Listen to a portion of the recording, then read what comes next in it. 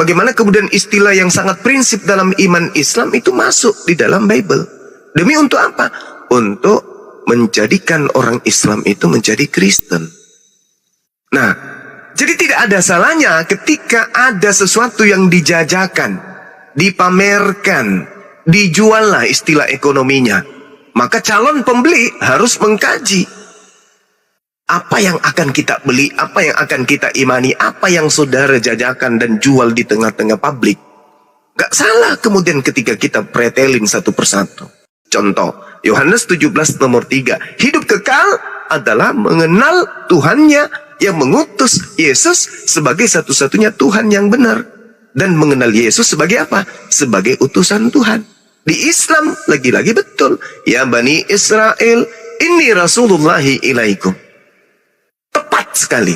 Nah, Kristen ini yang kemudian punya masalah dalam sudut pandang saya sebagai apologet Islam. Masalahnya di mana? Apa yang diimani Kristen bertentangan dengan apa yang menjadi submateri penginjilan Yesus kepada Bani Israel. Demikian, Bang.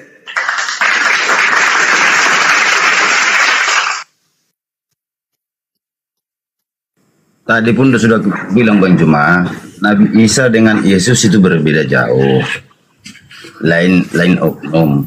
Baru kedua, kalau untuk penginjilan ataupun bisa dikatakan tadi Bani Israel ataupun bangsa Israel, dan waktu semasa hidup pun Yesus, semasa di bumi pun Yesus menyatakan ada saat-saat tertentu untuk memberitakan kabar damai ke luar Israel. Nah, pada saat yang tertentu sudah ditentukan oleh Tuhan Yesus. Dan di saat itu sudah tiba, dia menyuruh murid-muridnya, beritakanlah ke segala bangsa kabar baik ini. Jadi Bang, makanya saya katakan tadi, kalau mau memahami Alkitab, betul-betul harus dirunut. Tidak bisa hanya sekali membaca. Kadang sekali membaca pun kita tidak mengerti. Makanya saya katakan, kalau memang abang mau mengerti, saya mudah-mudahan Tuhan Yesus bisa memberi hikmah kepada Bang Juma, biar abang mengerti Alkitab itu. Nah, tetapi kalau abang diberi hikmah, nanti abang murtad. Jadi saya katakan tadi, kami tidak memaksa, tapi saya katakan di dalam penginjilan namanya manusia. Manusia tetap ada kesalahan. Artinya saya katakan bukan artinya walaupun Kristen ada juga, dia ada istilah orang Batak bilang si panggaron, mencari nama, mencari ekonomi. Kadang tidak ikhlas. Sementara Tuhan Yesus menyatakan kalau memang mau penginjilan, jangan minta bayaran. Kalau memang dikasih kalau makanan di perjalanan, kalau ada yang mau ngasih kasih, terima, kalau enggak usah.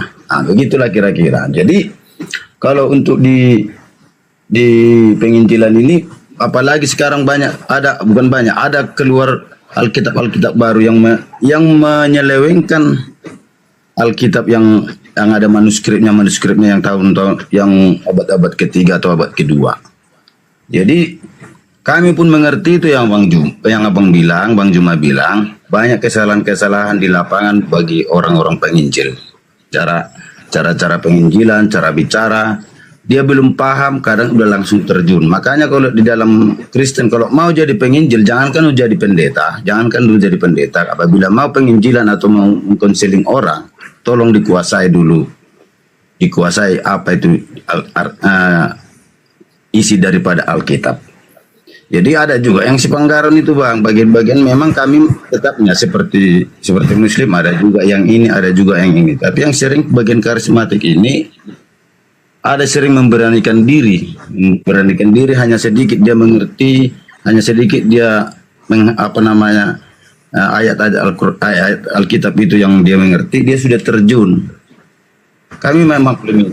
Jadi makanya dalam pribadi kami ada pun yang seperti, makanya ada apa dibilang Tuhan Yesus, ada naik setingkat, dan itu yang paling tinggi, kasihilah musuhmu. Artinya apabila, karena kenapa dia membawa damai, kedamaian, kasihilah musuhmu. Apabila memang kita sudah mengasihi musuh kita, dan itu akan menjadi ada upahmu di surga. Apabila memang kita mengasihi yang orang mengasihi kita, kita kasih, tidak ada upah kita, karena sudah kita terima upahnya mengasihi kita. Tetapi kita kasih yang tidak mengasihi kita adalah upahnya.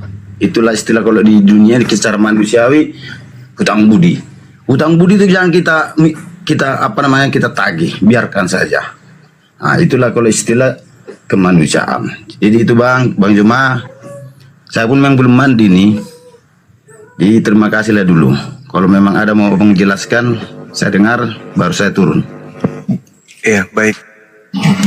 Jadi yang pertama, ketika saudara saya ini mengatakan bahwa Nabi Isa dan Yesus itu berbeda, saya pun merindukan hal itu bisa terjadi.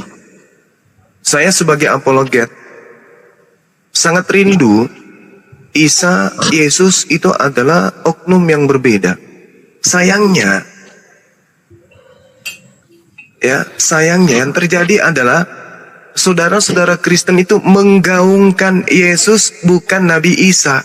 Tapi anehnya, ajaran yang melekat kepada Yesus justru ngambil dari ajaran Nabi Isa. Contoh, Al-Quran menjelaskan Nabi Isa berkata, "Inni Abdullah ataniya al-kitabah." Al-kitab, atani al-kitab. Atani al-kitab wa ja'alani nabiyan. Ini contoh kecil. Sedangkan Yesus tidak pernah menyebut kata Alkitab. Yang menyebut kata Alkitab itu hanya Nabi Isa. Nih, lucunya itu di situ. Jadi kalau saya disuruh baca Bible, ya itu lebih lucu lagi karena saya udah puluhan tahun belajar Bible. Dan saya tidak pernah menemukan dalam original teks ada Yesus berkata Alkitab. Yesus hanya berkata Evangelion, tidak pernah berkata kata Injil, tidak pernah mengucapkan kata Rasul. Yesus tidak pernah berkata kata Allah. Yesus tidak pernah berkata kata Alkitab. Nabi Isa lah yang mengajarkan, kemudian dia itu adalah menyembah Allah. Ini abdu Allah. Aku ini adalah hamba Allah. Ataniya Alkitab. Nabi Isa menyebut itu. Tapi saudara Kristen menggunakan istilah-istilah yang Nabi Isa gunakan. Tetapi tidak mau dikatakan Nabi Isa adalah Yesus. Berarti ada sesuatu yang tidak beres di sini. Itu yang pertama. Kemudian yang kedua, ketika kemudian berbicara mengenai konsep Tuhan, lagi-lagi Yesus mengajarkan pengajaran yang berbeda dengan pengajaran Kristen. Sederhana sekali untuk menguraikan itu. Contoh, Yesus ketika datang selama 3 tahun penginjilan di tanah Yudea, di Galilea, dan juga di Yerusalem, adakah dia pernah mengajarkan tentang Kristen? Tak pernah sedikit pun. Tak ada satu pun dari sekian banyak kurikulum pengajaran Yesus yang membahas tentang agama Kristen dalam sebagai pengikutnya. Tak ada. Tapi Kristen adalah kelompok baru yang muncul beberapa abad ya setelah Kristen itu terangkat ke langit. Nah, ini masalah. Kenapa saya katakan masalah? Karena pengajaran Yesus bertentangan ajaran Kristen. Pengajaran Kristen bertentangan dengan penginjilan Yesus. Dari mana Bang Suma tahu? Dari Bible itu sendiri. Contoh, kata Yesus, hidup kekal adalah mengenal Bapa sebagai satu-satunya Tuhan. Pada saat Yesus mengatakan itu, Yesus harus dikenal sebagai utusan. Nah, kalau di Kristen enggak. Bapa adalah Yesus, Yesus adalah Bapa, Bapa adalah Yesus, inkarnasi jadi Yesus, dan seterusnya. Padahal, tadi di awal, berbicara mengenai konsep Tuhan, jangan ada padamu ilah lain, Tuhan lain di hadapanku. Yang saya dengar dari sahabatku ini, dari saudaraku ini, ucapan-ucapan Tuhan Yesus, Tuhan Yesus, Tuhan Yesus. Berarti secara sadar membuat Tuhan baru di hadapan Tuhan Elohim. Sadis ini. Sudah jelas-jelas jangan membuat Tuhan baru. Tuhan Yesus, Tuhan Yesus. Sedangkan Tuhannya Bani Israel pada masa pewahyuan terhadap Abraham, Ishak, Yakub, dan juga Nabi Musa, Daud, Salomo, dan juga nabi-nabi besar atau nabi-nabi kecil dari kalangan Bani Israel, mereka tidak pernah menyebut Yesus sebagai Tuhan. boro-boro menyebut Yesus. Mereka mengenal Yesus aja kagak. Yang memproklamirkan, yang mempromosikan Yesus menjadi Tuhan adalah Kristen melalui ajaran Paulus di dalam Roma 14 nomor 9. Izin saya bacakan. Sebab untuk itulah Yesus mati dan hidup kembali agar Yesus menjadi Tuhan. Jadi Yesus yang tadinya bukan Tuhan, berdasarkan Roma 14 nomor 9, untuk itulah Yesus mati agar dia hidup kembali untuk menjadi Tuhan, baik atas orang-orang mati maupun atas orang-orang hidup. Ini barulah kemudian dipiralkan. Oh, anak Maria yang dituduh oleh orang Yahudi sebagai anak zina, sebagai penyesat, sebagai tukang sihir, ternyata bagi Roma in the gang, dia adalah Tuhan. Jadi ketika kemudian orang Yahudi diajarkan Yesus itu Tuhan loh, dia adalah Elohim yang datang dalam rupa manusia loh, orang Yahudi tidak sungkan-sungkan meludahi kita. Kata mereka. Kenapa? Karena Tuhan mereka nggak mungkin nuzul menjadi bayi. Nah, uraian inilah yang kemudian yang harus kami sebagai umat Islam sampaikan, bahwa saudaraku Kristen, khususnya yang memiliki misi kristenisasi, sadarilah bahwa umat Islam sekarang nggak tidur lagi. Umat Islam sekarang sudah terbangun, sudah bangun dari tidur panjangnya, sudah sadar bahwasanya ternyata Kristen menyembah anak manusia bernama Yesus, yang mana Yesus ini Tuhan bagi orang Barat dan bukan Tuhan bagi orang Timur Tengah. Saya kira begitu, Bung. Silakan. Tanggapi dulu.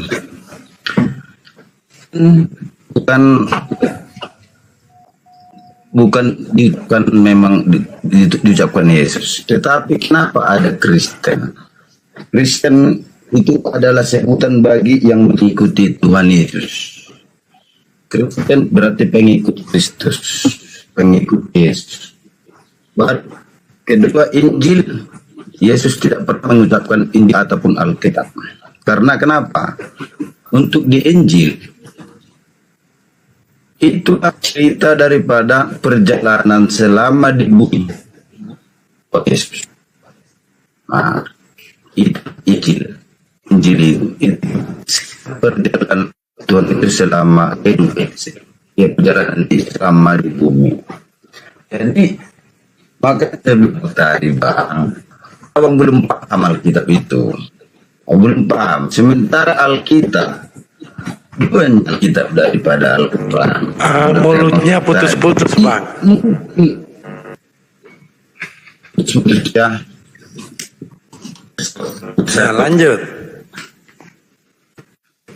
Nah, jadi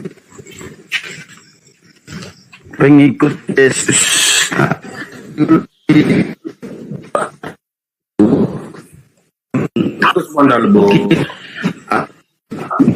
ini mungkin kita pengikut kita ini aja lah dulu. Artinya gini, bisa nanti secara manusia kita bilang bisa saja pelera banyak yang Kristen, tapi abang tidak menyerang tuh apa tanda kutip ya. Kamu menilai ayat-ayat itu buang salah. Di situ tanda kutipnya bisa menyerang. Jadi maka saya katakan pahamnya aja lah dulu, Bang. Apabila ini benar kitab ini, apabila ini apabila ini Yesus yang terkandung di dalam Injil ini, tunjukkan. Itu aja kok mau berdoa. Betul, harus bertanggung jawab. Jadi maka katakan, sudah saya akui tadi soal penginjilan tadi yang Bapak bilang terakhir, biar banyak yang salah mereka itu menyampaikan banyak. Cuma kalau untuk bagi saya, karena saya beda apa dibilangnya, mungkin jalur saya tidak sepenuhnya saya bekerja, saya hanya mengambil hikmahnya saja, inti-inti saja. Saya pun sering mendengar banyak apa dibilangnya ustadz apalagi buya mendiang buya apa itu buya sakro buya hamka itu yang sudah mendiang. Itu saya juga waktu dulu masih ada tuh yang sudah mendiang juga itu Janudin jarak menyerang itu baru ada dari Sunda itu Jawa Barat itu nggak pernah menyerang ya. Ustadz ada beberapa ustadz pernah menyerang. Jadi terima kasih atas pemahaman mereka. Jadi untuk Bang Juma, Bang, artinya Al-Quran itu Abang terangkan biar semua mengerti. Karena kenapa? Saya menilai kita anggap dulu dari 100 diperbandingkan anggap ini matematika 100 umat paling untuk mengerti bahasa penyampaian. Kalau mereka baca sendiri paling kuat 20 orang yang bisa mengerti, Bang. Jadi makanya saya bilang tolong Al-Quran itu jelaskan biar semua umat mengerti. Karena kenapa? Selalu katanya Pak Ustaz, jangan kata Al-Quran. Kalau kata Pak Ustaz berbeda kita dengar sekarang ini. Tapi jangan kalau dibilang kata Pak Ustaz berarti dia tidak mengerti Al-Qurannya. Nah, jadi itu yang penyampaian saya dengar dari teman-teman Muslim. Kata Pak Ustaz sangat bisa saja tidak kata mana mulutnya putus pula.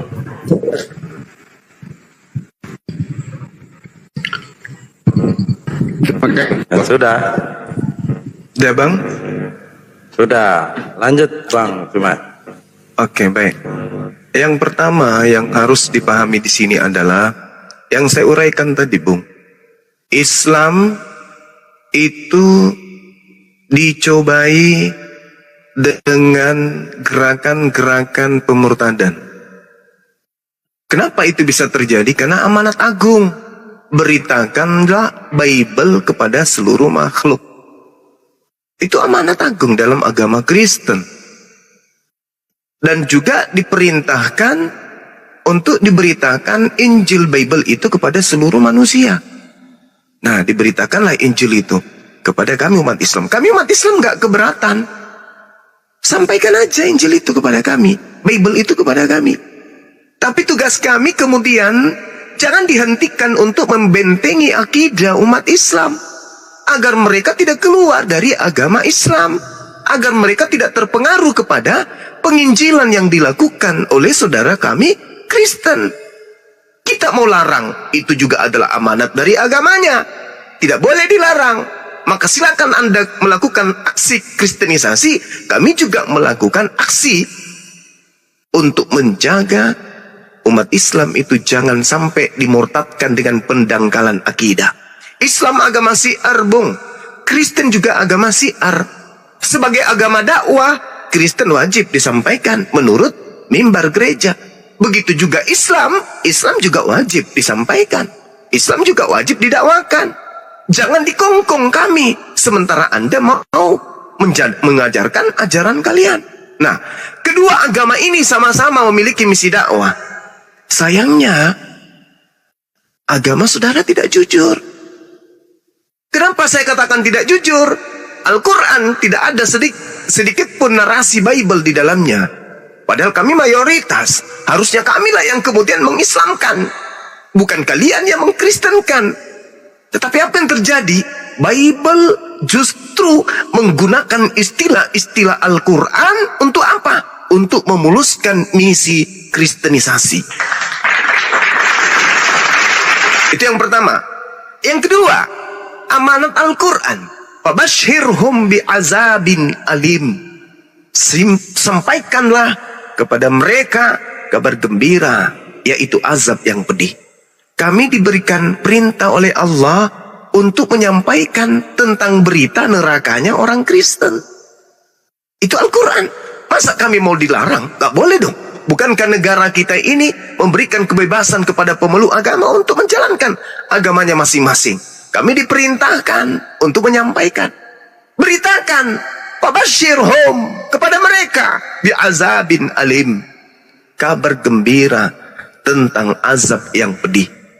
Nah, kami menyampaikan itu. Wahai saudara-saudara, Al-Quran mengatakan, Innal ladina kafaru min ahlil kitabi wal musyrikin fi nari jahannam khalidina fiha. Wahai saudara-saudaraku kafir, kalian sudah dijanjikan tempat oleh Allah, yaitu tempat yang bernama neraka. Kalian kekal di dalamnya untuk selama-lamanya. Ini kami sampaikan karena perintah.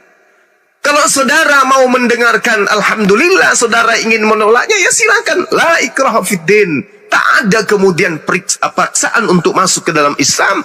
Tapi perintah kami, perintah Allah Tuhan kami untuk kami sampaikan. Tak ada paksaan kemudian untuk kami dihentikan menyampaikan itu. Wabashirhum bi'azabin alim. Nah, kebetulan Kristen pun diajarkan demikian. Dan lagi-lagi ketika agama Kristen itu dijual untuk diimani, datanglah Bible diterjemahkan ke dalam bahasa Indonesia. Nama Tuhannya umat Islam dicatut, Roh Kudus dicatut, kata iman, kata imam, syafaat, soleh, kemudian Roh Kudus, Nabi, ayat, semuanya diambil dari Al-Quran. Kebetulan kami belajar dan ternyata Wabashirhum bimaghfirat, wabashirhum bi'azabin alim ini juga ada di dalam Matius 7 nomor 22 sampai nomor 23. Kurang apa lagi kabar gembiranya? Dari Al-Quran mengatakan orang kafir masuk neraka, dari Bible juga diterangkan orang yang memanggil Yesus Tuhan juga masuk neraka. Kurang apa lagi kabar gembira itu? Datangnya dari Al-Quran dan datangnya dari Bible. Kenapa saya katakan itu kabar gembira? Karena mereka yang tidak pernah mendapatkan kabar tentang masuknya neraka orang-orang kafir dari Al-Quran, kasihan. Mereka mati dalam keadaan kafir. Begitu juga orang yang memanggil Yesus Tuhan tanpa bergeming untuk meninggalkan ketuhanan kepada Yesus, kasihan mereka masuk ke neraka. Dengan kami menyampaikan, Wabashirhum bi'azabin alim, enyahlah daripadaku, kalian semua adalah pembuat kejahatan, aku tidak mengenal engkau. Maka teman-teman yang memiliki akal sehat mendapatkan kabar gembira seketika mereka angkat kaki dari ajaran yang memasukkan dirinya ke dalam api neraka. Jadi nggak bisa. Kami nggak bisa dihalangi untuk menyampaikan Bible. Kalau itu keliru silakan Anda luruskan. Kami nggak bisa dihalangi untuk menyampaikan Al-Quran. Karena itu amanat dari kitab suci kami. Demikian juga Kristen, tak ada yang bisa menghalangi untuk mengajarkan kemudian ajaran Kristen kepada siapapun. Tapi harapan kita Kristen untuk jujur menyampaikan apa adanya di dalam Bible. Jangan membungkus isi Bible dengan isi Al-Quran. Itu yang kami rindu dari Kristen. Makanya tadi saya katakan, saya pribadi, Bang Suma, sangat rindu untuk Kristen jujur mengakui Yesus dan Nabi Isa itu adalah oknum yang berbeda.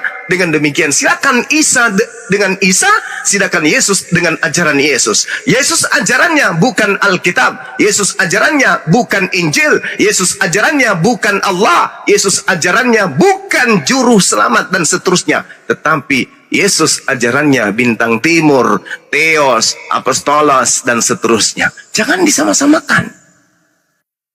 Nah, itu penting untuk saudara-saudara yang memiliki kepiawaian dalam mengolah data dan juga menguraikan akal supaya bisa sampai kepada poin kebenaran. Demikian.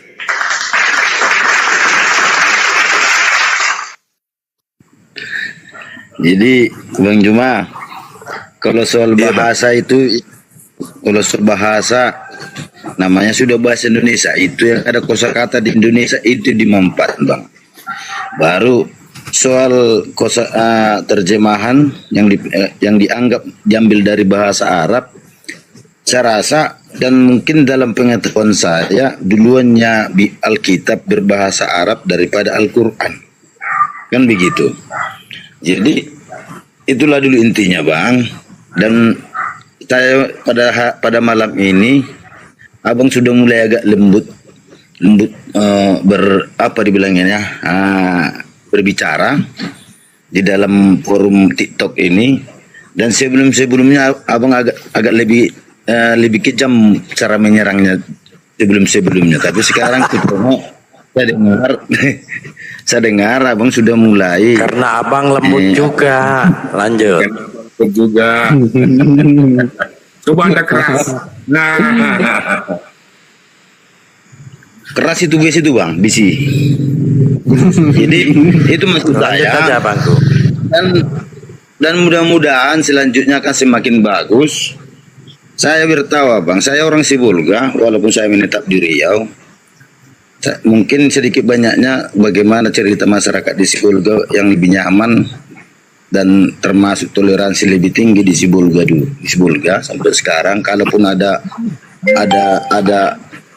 ledakan dulu itu orang luar bukan dari dalam Sibolga. Jadi itulah makanya saya katakan apa dibilangnya kasihlah musuh, makanya kelembutan tunjukkanlah. Jadi kalau memang, makanya saya katakan sama kawan-kawan, kalau memang itu kebenaran menurut dirimu, ikuti, itu saya bilang, saya katakan. Jadi saya katakan yang jelas kita sudah beritahu, contoh kalau memang ada kawan-kawan bertukar pikiran, saya terangkan melalui yang saya pahami dan melalui Alkitab. Saya tidak mau memberikan pemahaman melalui di luar Alkitab. Jadi begitulah kira-kira bang. Jadi mudah-mudahan di dalam perlindungan yang Maha Kuasa kita sehat ke depannya. Dan Bang Juma saya selalu tekankan, kalaupun ada yang tajam ataupun yang keras, saya nasihatkan sama Bang Juma, tolonglah Bang lembut dan kebenaran itu akan nampak. Terima kasih Bang Juma. Oke, sama-sama Bung. Terima kasih, nasihatnya sangat berharga, yaitu satu sedekah ilmu, nasihat dari saudara. Jadi gini, orang Indonesia khususnya penikmat debat itu pasti tahu saya. Karakter saya seperti apa, saya selalu menjalankan amanat kitab suci Al-Quran. Illal ladzina zalamu minhum. Terhadap orang-orang zalim di antara mereka, yang saya harus tegas, saya harus keras. Dan keras itu bukan berarti saya menghujat, menghina. Itu adalah hikmah. Oke, kembali kepada tema. Ketika saudara mengatakan minimnya kosakata bahasa Indonesia sehingga masuk menggunakan bahasa Arab, itu bukan jawaban yang betul. Contoh misalnya Evangelion, itu kan original teksnya bahasa Yunaninya seperti itu. Kalau mau diarabkan gampang, akhbar khair atau akhbar jayidah, kabar baik atau kabar gembira. Tapi kenapa harus ke Alkitab? Kalau mau diarabkan, ya larinya jangan ke Alkitab. Karena Alkitab itu adalah nama kitab yang diwahyukan oleh Allah kepada Nabi Musa, Daud, Isa, dan juga baginda Rasulullah Muhammad SAW. Dalam bahasa Yunani, Theos. Theos masuk ke Indonesia, jangan jadi Allah. Karena Allah itu adalah nama Tuhan dalam bahasa Arab. Nah, kalau mau Indonesiakan Theos itu, larinya ke dewa, atau Tuhan, atau sembahan. Jangan lari ke Allah. Nah, Allah itu adalah milik, ya, hak kepunyaan umat Islam. Jadi kalau saudara kemudian mengatakan lebih dulu orang Kristen menggunakan istilah-istilah Arab, ya mungkin itu tidak salah. Tapi yang jadi permasalahan, Indonesia bukan Arab. Indonesia Melayu, bangsa Melayu kita ini. Ya, sehingga ketika Bible itu dikatakan sebagai firman Tuhan, selayaknya Al-Quran, maka marwah Al-Quran sebagai kalam ilahi harus terjaga. Karena ini adalah berlian, bahkan lebih dari berlian, yang harus diwariskan kepada anak keturunan kita. Maka dia harus dijaga semaksimal mungkin agar tidak ternoda, tidak bercampur dengan bahasa manusia atau bahasa apapun selain daripada bahasa murni yang diterima dari langit. Jangan pernah diselewengkan atau diartikan dengan pengertian yang berbeda dari intinya. Kenapa? Kasihan generasi berikutnya. Tapi di Bible itu tidak dipikirkan hal yang seperti itu. Yang penting banyak jemaat. Yang penting bisa kemudian memurtadkan orang ikut menjadi Kristen.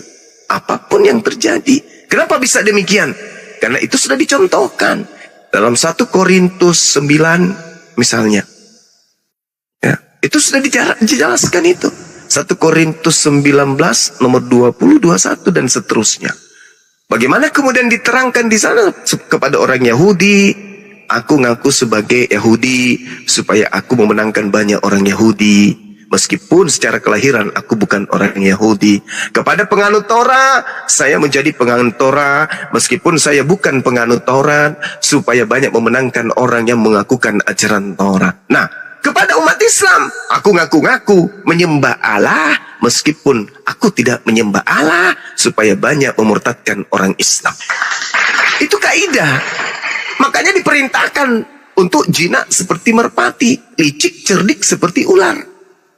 Kemudian Filipi 3 nomor 8 terkait dengan nama Yesus. Mau disampaikan dengan maksud bohong, maksud mengelabui, maksud menipu, ataupun jujur, dalam bahasa Yunani planos, menipu atau mengelabui atau bohong, maka aku Yesus tetap bersuka cita. Jadi konsep ini yang ditanamkan kemudian untuk mengajarkan Kristen bagaimanapun caranya. Mau maksud berbohong, mengelabui, aku tetap bersuka cita. Mana dalilnya? Filipi 3 nomor 8. Agama kok begitu kali? Karena itulah kemudian ya kehadiran Islam adalah membawa kabar gembira buat saudara-saudara yang ada di Nusantara ini yang hidup bertetangga dengan umat Islam. Di luar negeri yang tidak kontak langsung dengan umat Islam tidak pernah mendengarkan kabar gembira tentang adanya pengusiran orang-orang kafir masuk ke neraka melalui Al-Quran maupun melalui Bible. Wabashirhum bi'azabin alim. Wahai umat Islam, sampaikanlah kepada mereka orang-orang kafir kabar gembira, yaitu azab yang pedih. Sekarang tinggal terima kabar gembiranya. Mau meninggalkan itu atau tetap mati dalam kekufuran. Saya kira begitu, Bung. Yang pada intinya adalah kami umat Islam sesuai dengan amanat Al-Quran, baginda Rasulullah Muhammad SAW berkasih sayang, berlembut ria kepada siapapun yang tidak membenci kepada kedamaian, tetapi keras terhadap orang-orang kafir yang menyatakan hal-hal kebencian terhadap umat Islam. Itulah kami umat Islam. Anda kemudian sopan, kami juga akan tersenyum. Anda kejam, kami akan beli. Seperti itu, Bang.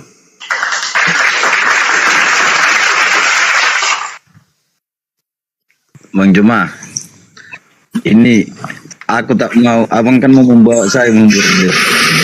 Gimana, Bang? Aku tak dari keterangan abang, ceritanya pembicaraan abang kan, abang mau membawa saya ke agak-agak perdebatan sedikit. Saya tidak mau.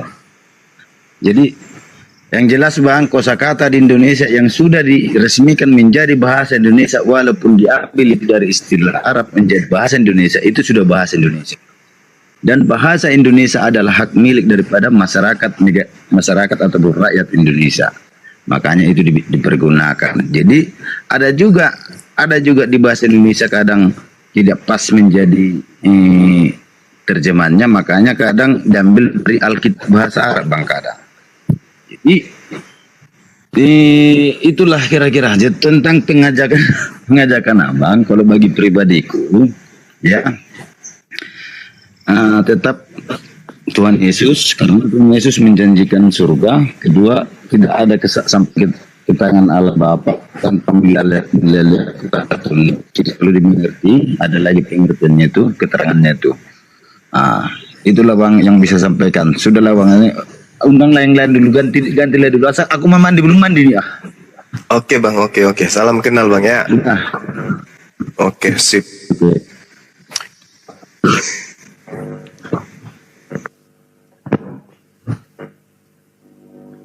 Ya, teman-teman sekalian, kita menghargai saudara kita ini ya, karena beliau sopan. Izinkan saya kemudian mengurai secara mantik terkait dengan pernyataan beliau, Yesus adalah jalan, kebenaran, dan hidup. Tidak ada seorang pun yang sampai kepada Tuhan atau Bapa dalam konsep mereka tanpa melalui Yesus. Jadi Yesus di sini bukan jembatan yang harus dilalui punggungnya untuk nyebrang, bukan. Yesus bukanlah sebuah sepeda atau kereta yang harus ditumpangi untuk dibonceng menuju ke surga, bukan. Tapi di situ dimaksudkan adalah ajaran Yesus. Jalan yang dimaksud Yesus adalah ajarannya. Ketika Yesus melakukan penginjilan, Yesus tidak pernah mengajarkan orang untuk menyembah dirinya. Berarti siapa yang menyembah Yesus berarti tidak melalui jalan Yesus. Itu yang pertama. Yang kedua, Yesus tidak pernah mengajarkan kemudian surat-surat Paulus. Barang siapa yang kemudian menjadikan surat Paulus sebagai kaidah beriman atau aliran kepercayaan, maka itu sudah lari dari jalan yang Yesus tujukan. Kenapa demikian? Al-Quran mengatakan apa yang diucapkan oleh Yesus adalah ucapan yang diterima dari Allah. Apa yang diterima oleh Nabi Isa adalah apa yang diwahyukan oleh Allah kepada beliau. Wa isqalallahu ya Isa bin Maryam a anta qulta linnas tahizuni wa ummi. Wahai Nabi Isa, apakah engkau pernah mengatakan kepada mereka untuk menuhankan dirimu selain daripada aku? Apa kata Nabi Isa? Qala subhanaka ma yakunu li an aqula ma laysa li bihaqqa. Maha suci engkau ya Allah, aku tidak pernah mengajarkan, aku tidak pernah mengatakan sesuatu yang bukan hakku untuk aku katakan dan aku sampaikan. Yang aku katakan kepada mereka adalah ma qultu lahum illa ma amartani bi ani abudullah rabbi wa rabbakum. Sembahlah Allah, Tuhanku dan Tuhanmu. Nah, kalau menyembah Tuhannya Nabi Isa, mengajarkan ajaran Nabi Isa, mengikuti amanat yang datang dari Nabi Isa, maka orang itu sampai kepada jannah. Begitu juga yang dimaksud di dalam Bible. Tidak ada yang sampai kepada Bapa tanpa melalui aku. Kenapa? Yesus berkata, Yohanes 12:49, aku tidak berkata-kata dari diriku sendiri. Apa yang aku katakan adalah apa yang diperintahkan oleh Bapa untuk aku katakan dan aku sampaikan. Yohanes 14:24, firman yang kau dengar dari mulutku itu bukan dari aku, tetapi dari Dia yang telah mengutus aku.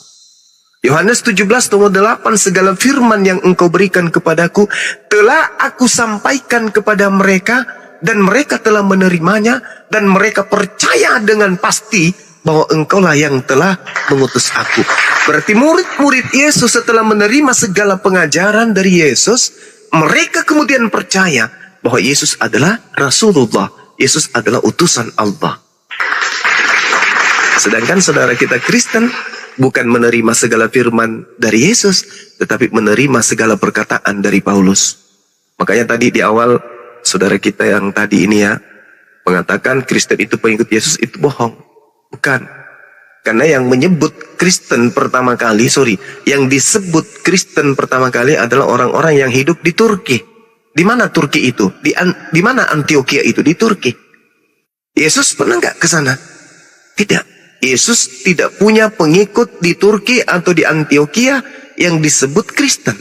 Tetapi di dalam kitab saudara kita Kristen Kisah Para Rasul 11:26, setahun lamanya Paulus tinggal di Antioquia, pengikutnya kemudian disebut Kristen. Makanya di dalam Kisah Para Rasul 24:5, saudara-saudara, di situ orang Yahudi teriak sekencang-kencangnya. Apa yang dikatakan oleh orang Yahudi? Dia inilah Paulus, tokoh dari sekte Nasorios.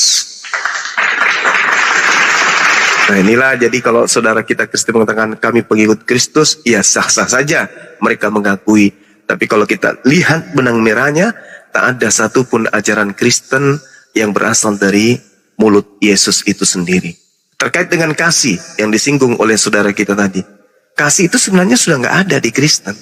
Kenapa nggak ada kasih di Kristen? Karena Efesus 2 nomor 15 sudah menyatakan dengan jelas.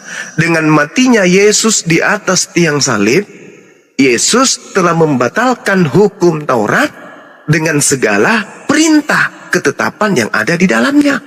Sedangkan kasih itu bisa kita lihat di dalam Matius 22 nomor 34 sampai nomor 36. Apa yang tertulis di situ? Ternyata kasih kepada Allah, kasih kepada sesama manusia adalah intisari dari hukum pertama dan utama, dan pertama dan utama itu adalah inti cakupan daripada kurikulum pengajaran hukum Taurat. Kepada dua hukum inilah kemudian mencakup hukum Taurat, kata Yesus. Sedangkan hukum Taurat yang adalah hukum kasih, semuanya sudah dibatalkan dengan matinya Yesus di atas tiang salib. Jadi agama kasih di Kristen itu berdasarkan pengakuan Paulus itu nggak ada lagi, kecuali mereka buat sendiri. Nah, kita lihat fakta keadaan Kristen sampai di Indonesia, apakah dibawa dengan kasih? Katolik masuk ke Indonesia, apakah dibawa oleh agama kasih? Oleh misi kasih. Ya kalau dikatakan iya, karena Jerman ini dikenal sebagai negara penjajah. Begitu juga Belanda dikenal sebagai negara penjajah. Nah kalau kasih, kenapa harus berasal dari negara penjajah?